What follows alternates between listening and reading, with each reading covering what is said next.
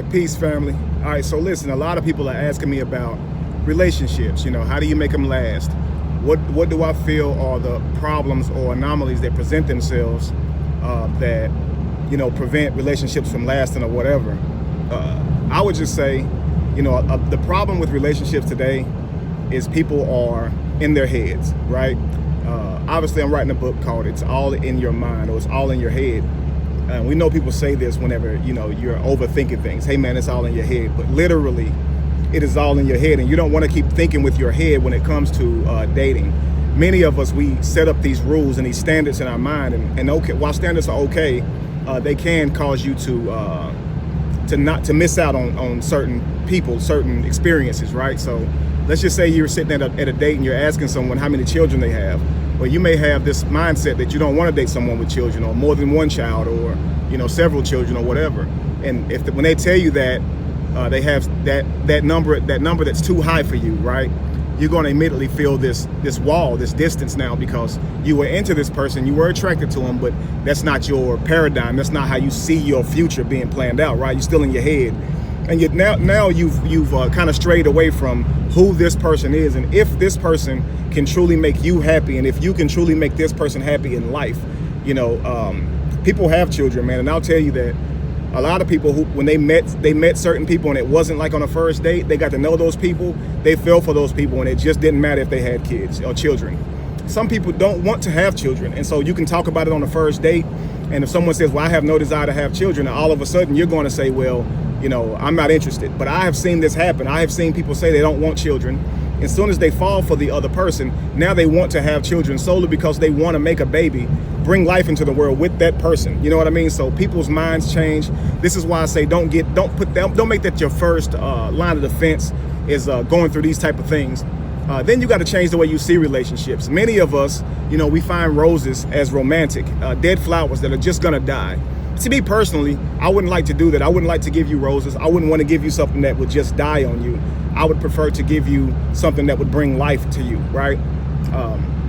That would be what I would prefer to do. I'd rather, plant you a flower garden versus put you one in a vase, right? But, I feel like if you love flowers, you would go to flowers and observe the flowers in their environment and smell them and enjoy them, not cut them up and, and then brag about them in front of your friends, But I see the world differently. But a lot of things that hurts a relationship is social media. A lot of couples say, man, if I'm not put on your social media, if you're not, talking about me on your social media, I don't want to be in the relationship. Listen, relationships existed long before social media, and that wasn't a requirement before social media. So I feel like we're adding things to what it takes to be in a relationship. You know what I mean? A long time ago, we didn't even have cars, but if you open a car door for someone, all of a sudden you're a gentleman. I don't see how that makes you a gentleman. You see what I'm saying? It makes you kind, I guess, and you have manners. But I've seen people who open car doors for people actually be horrible people in nature. They're players, right? Of course they're gonna treat a woman right and open the car doors. They know all the games, you know what I mean? I was talking with a friend about walking on the outside of the curb or being closer to traffic as a man. And a lot of men don't know that. And I've seen men get ridiculed for not knowing that he has to be on the outside or facing or closest to traffic when he's walking with his significant other, These things you have to understand, man. It takes growth, and sometimes people weren't raised, with a father or with someone to teach them these things. And if you make these things the prerequisite to your relationship, you're gonna mess up. So look at people's soul, get to know people, think with your heart. Just remove the idea that you need to be in a relationship with that person. Just get to know them as a friend, get to know them as an individual first, a human being first, and then see where that takes you. But if you're asking each other all of these preconceived and these prerequisite type questions that you set up, you're probably not going to end up in a relationship that you really want. You're going to find someone who seems to say all the right things, but they're still not going to be compatible. Please understand, just because someone doesn't have children, like you don't want children or don't want to date someone with children, doesn't mean they're going to make you happy and do the things that make you happy. You understand, and treat you right. But you can have someone with a child or two or whatever that treats you amazingly, and none of that will really matter in the end. What is it that you want? Do you truly want to be happy in a relationship? Or do you want this ideal cookie cutter thing? That's what you have to work on. I think too many times we try to change people. A lot of times a man won't marry you unless he feels like he has some type of ownership or some type of control. At least he can tell you how to dress and tell you where you can go, and vice versa. Women tend to do the same thing. I look at it like, if however you dress is how you dress, make you happy. I want to be along for the ride of you making yourself happy, not trying to tell you how to be happy.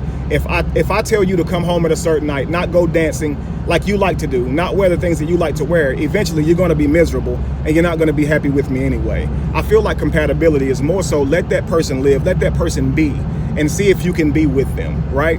Just be with them, not try to control them or any of that. Just try to just let it flow. Go with the flow, family. I always say be water, right?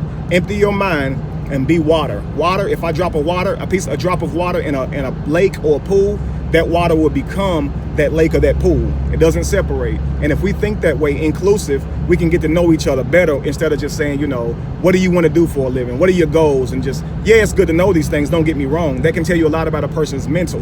But when you're asking these interview type questions where you have these standards set up, it's probably not going to work really well. And it's not working really well for a lot of us. Also, please understand that when you're dating someone, that is an individual. Don't make it a thing. I've heard people talk about dating Christian guys, how they don't like to do it. Listen, Christian or not, people are going to be their character. Really doesn't matter who they pray to. Conscious or not. I've heard women say, well, I don't conscious brothers, man, they don't think, relationship wise compatible with what I think.